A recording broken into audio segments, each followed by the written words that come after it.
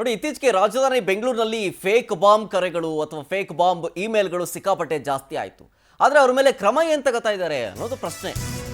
ನೋಡಿ, ದಿನದಿನಕ್ಕೂ ಕೂಡ ಹೆಚ್ಚಾಗ್ತಾ ಇದೆ ಈ ಬಾಂಬ್ ಬೆದರಿಕೆ ಕೇಸ್ಗಳು. ಶಾಲೆಗಳಾಗಿರ್ಬೋದು, ಪ್ರತಿಷ್ಠಿತ ಹೋಟೆಲ್ಗಳಾಗಿರ್ಬೋದು, ಇದೆಲ್ಲಕ್ಕೂ ಕೂಡ ಇಮೇಲ್ ಮುಖಾಂತರವೋ ಫೋನ್ ಮುಖಾಂತರವೋ ಹುಸಿ ಬಾಂಬ್ ಬೆದರಿಕೆ ಕರೆಗಳು ಬರ್ತಾನೆ ಇದ್ದಾವೆ. ಹಾಗಾಗಿ ಪೊಲೀಸರಿಗೆ ಒಂದ್ ಕಡೆ ಸಿಕ್ಕಾಪಟ್ಟೆ ತಲೆನೋವಾಗ್ಬಿಟ್ಟಿದೆ. ಆಮೇಲೆ ಈ ಆರೋಪಿಗಳಿಗಾಗಿ ಸಿಕ್ಕಾಪಟ್ಟೆ ಹುಡುಕಾಡ್ತಾ ಇದ್ದಾರೆ.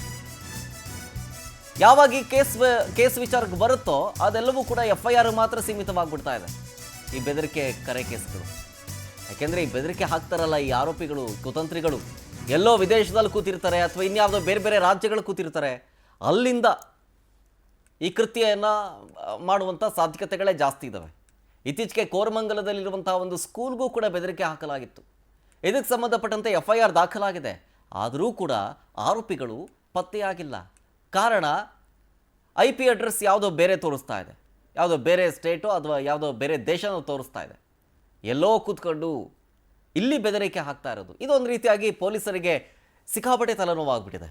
ಡೀಟೇಲ್ಸ್ ಕೊಡ್ತಾರೆ ಇದ್ರ ಬಗ್ಗೆ ನಮ್ಮ ಪ್ರತಿನಿಧಿ ವೆಂಕಟೇಶ್ ಫೋನ್ ಸಂಪರ್ಕದಲ್ಲಿ ಜಾನ್ ಆಗ್ತಾ ಇದ್ದಾರೆ. ವೆಂಕಟೇಶ್, ಸಿಕ್ಕಾಪಟ್ಟೆ ಜಾಸ್ತಿ ಆಗ್ತಾ ಇದೆ ಇತ್ತೀಚೆಗಂತೂ ನಮ್ಮ ಬೆಂಗಳೂರಿನಲ್ಲಿ ಶಾಲೆಗಳು ಮತ್ತು ಹೋಟೆಲ್ಗಳು ಸಿಕ್ಕಾಪಟ್ಟೆ ಜಾಸ್ತಿ ಇದ್ದಾವೆ.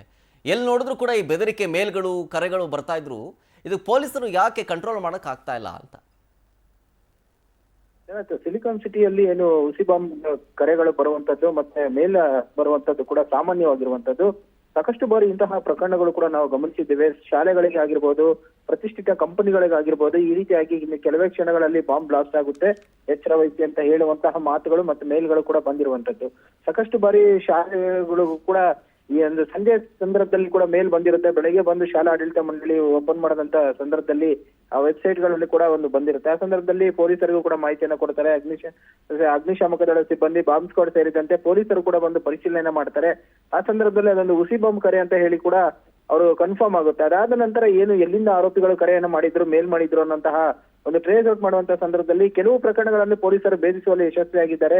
ಅದೇ ಶಾಲೆಯಲ್ಲಿ ಓದ್ತಾ ಇದ್ದಂತ ಕೆಲವು ವಿದ್ಯಾರ್ಥಿಗಳು ಪರೀಕ್ಷೆಯ ಆತಂಕದಿಂದ ಕೂಡ ಮೇಲ್ ಮಾಡಿರುವಂತದ್ದು.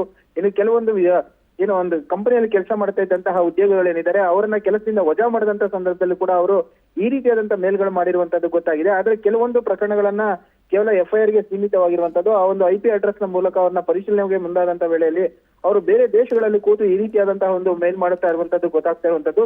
ಅಂತವರ ಪತ್ತೆಗೆ ಪೊಲೀಸರಿಗೆ ಸಾಕಷ್ಟು ತಲೆನೋವಾಗಿ ಪರಿಗಣಿಸಿದೆ. ಕೆಲವೊಂದು ಪ್ರಕರಣಗಳನ್ನು ಭೇದಿಸುವಲ್ಲಿ ಯಶಸ್ವಿ ಆದ್ರೆ ಕೆಲವೊಂದು ಪ್ರಕರಣಗಳು ಕೂಡ ಇನ್ನೂ ಹಾಗೆ ಉಳಿದಿರುವಂತದ್ದು.